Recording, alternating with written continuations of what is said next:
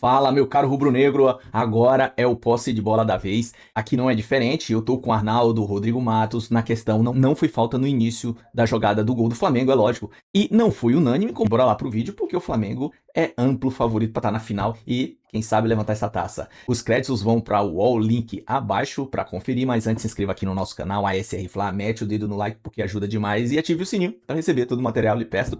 E bora lá, porque hoje o programa tá com elenco diversificados, reserva à altura dos titulares, como o Flamengo. Vamos lá.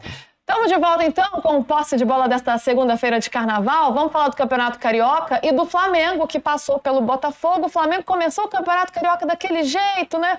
Com muita dificuldade. Ia dar tudo errado. Ia dar tudo errado. Ia pro quadrangular da morte, teve que chamar a cavalaria. E no fim, o negócio deu certo, Rodrigo. Será que esse Flamengo se encontrou ontem, Paquetá fazendo o primeiro gol dele? E agora o Botafogo amargou aí, né? A quinta derrota seguida, mas o Flamengo se classifica, Rodrigo. Luiz, dizer que se encontrou, acho que ainda não dá para dizer, porque não são ainda, repito, os confrontos mais essenciais da temporada. Mas eu acho que o Flamengo fez um bom primeiro tempo, pressionando marcação, o Botafogo dominou o jogo, depois deu uma caída no início do segundo, o Botafogo quando fez o gol do Paquetá. Aliás, o Paquetá jogou muito bem. Jogando de segundo volante, né? Às vezes ele tá jogando. Ele mesmo fala que a posição dele é meia, né? As pessoas insistem que ele tem que jogar de segundo volante, então, mas ele jogou bem de segundo volante, acabou o jogo, foi jogar de falso 9 já, quando saiu o Bruno Henrique, porque o Pedro tava. Aí sai aquele gol, que tem uma discussão aí, levantaram uma discussão que, na minha opinião, não faz o menor sentido sobre falta, não foi falta coisa nenhuma. Se a gente quiser um jogo mais corrido de Premier League, como a gente defende isso aí é. Enfim, uma jogada totalmente normal. E aí sai o gol do Paquetá, o Botafogo volta melhor, empata, porque joga 25 minutos, meia hora melhor. E aí depois, quando o Flamengo troca, retoma mais ou menos, equilibra e faz o gol no final, no gol do Pulgar, numa jogada ensaiada, né?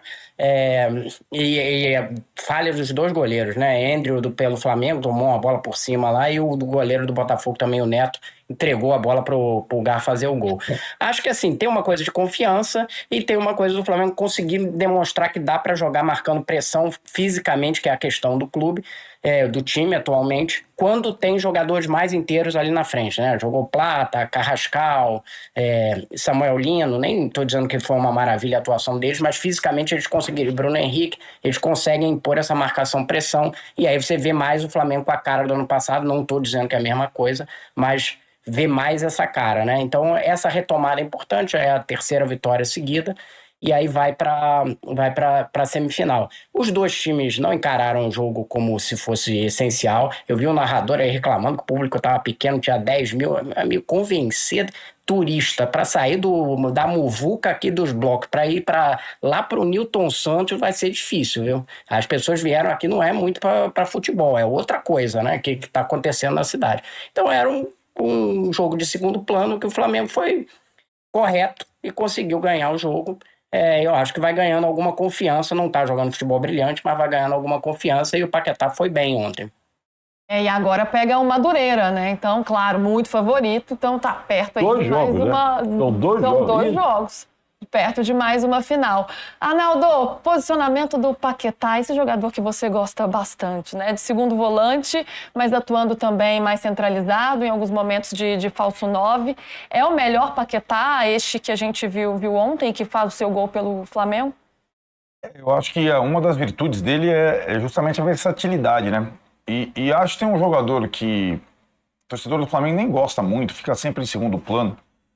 Mas nesse início de temporada, toda vez que o time perde o controle do jogo, o técnico tem que recorrer a ele para retomar o controle do jogo, que é o menino Everton Araújo. Às vezes você tem que colocar um volante no time.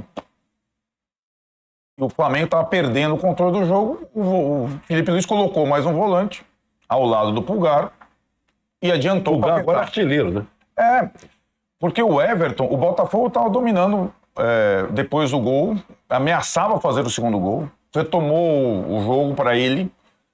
E o Flamengo ainda não conseguiu ser o time do ano passado, né? O Flamengo do ano passado era muito a batuta do Jorginho. O Jorginho praticamente não jogou esse ano, já se machucou. E no lugar do Jorginho, pode, de vez em quando, jogar o Paquetá de segundo homem. Contra alguns times, dependendo da situação, tem que jogar o segundo volante, que é o Everton Araújo. um dos grandes, para mim, naquele jogo em que o Felipe coloca pela primeira vez o Jorginho, o jogo do Brasileirão contra o São Paulo, no lugar do Everton, ele perde o controle do jogo e perde o jogo, de virada. Então, às vezes, ele vai ter que usar o menino. E ele é bom jogador, o Everton. E tem uma saúde invejável. E aí o Paquetá pode jogar, inclusive, de falso centroavante, como disse o Rodrigo, né? O Paquetá é muito útil, né? E acho que é inevitável a gente ficar vendo o jogo do Palmeiras e o jogo do Flamengo. Desculpa, não tem como. Para ver o estágio de cada time é inevitável. Desculpa, gente, eu não consigo não compará-los, porque até eles estão jogando o mesmo campeonato agora, né, o brasileiro. E o Palmeiras está mais sossegado e mais inteiro nas duas. Agora talvez o Flamengo, que tem a Recopa, né, então vai jogar no meio de semana o Flamengo, lá contra o Lanús. Tem ida e volta também, né? A gente vai ver como é que vai se ajeitar o Flamengo, lembrando que o Palmeiras ainda não tem o seu principal jogador, o Arias nem estreou. O Paquetá já está jogando, o Arias nem estreou. Mas o Lucas Evangelista já jogou como titular. Já. É um bom jogador ali no meio. Super, né? Então eu vejo o Palmeiras mais próximo do que foi o ano passado nesse início e o Flamengo ainda distante do que foi o ano passado. Mas dá tempo de acontecer tudo ainda, inclusive no estadual. A gente olhou ali, né, os confrontos, o Fluminense ainda vai jogar para se confirmar, né, contra o Bangu. Joga hoje contra o Bangu.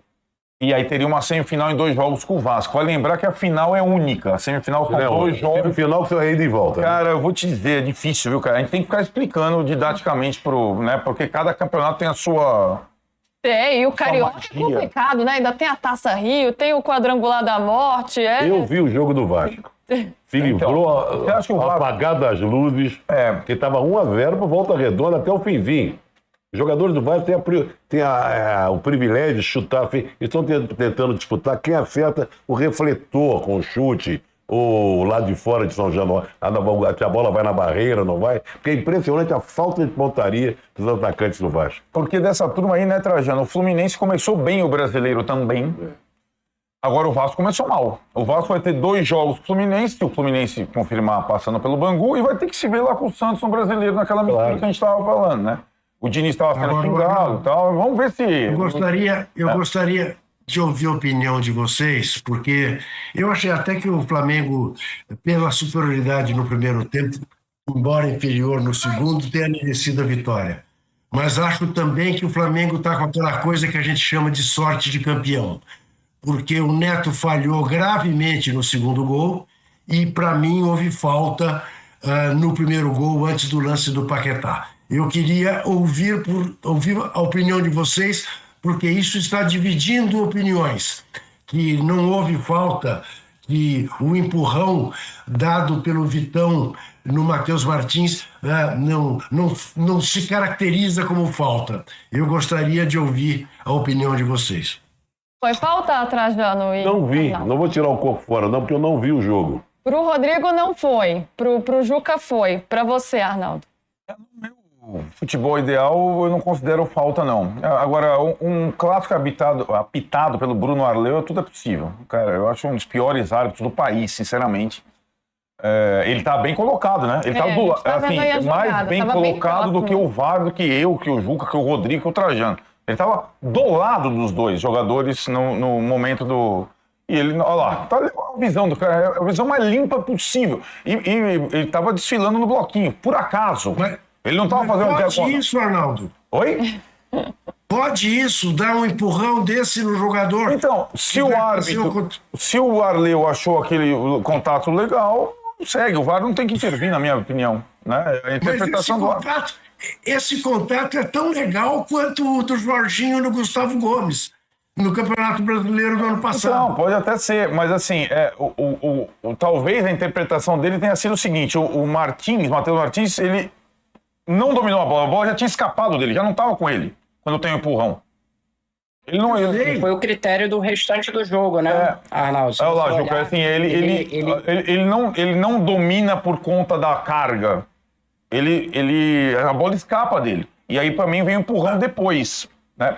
Mas tudo bem, mas acho que é um lance de argumento. Eu acho que é um lance uma bola não dominada, uma uma bola que escapa, permite que alguém te empurre da maneira como houve o empurrão? Então, eu acho que é um lance... Então é aquela coisa, a bola está no alto, dentro da área, o outro vem e empurra. Diz, não sei se ele ia pegar a bola.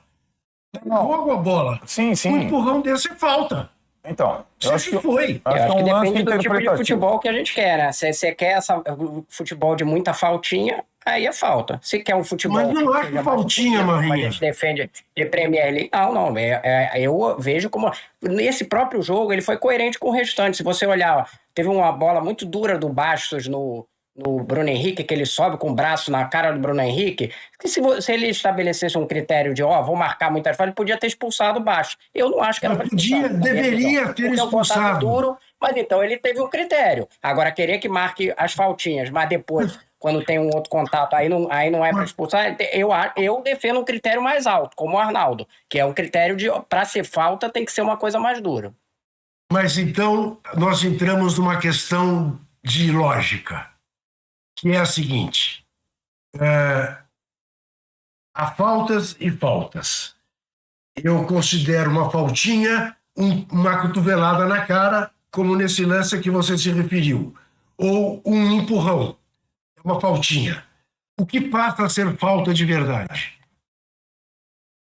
Não, falta é um lance interpretativo como o jogo, o esporte inteiro é interpretativo. Tem uma subjetividade. Exato. Não, só não tem subjetividade, por exemplo, aquela falta do sujeito no Neymar. Exato.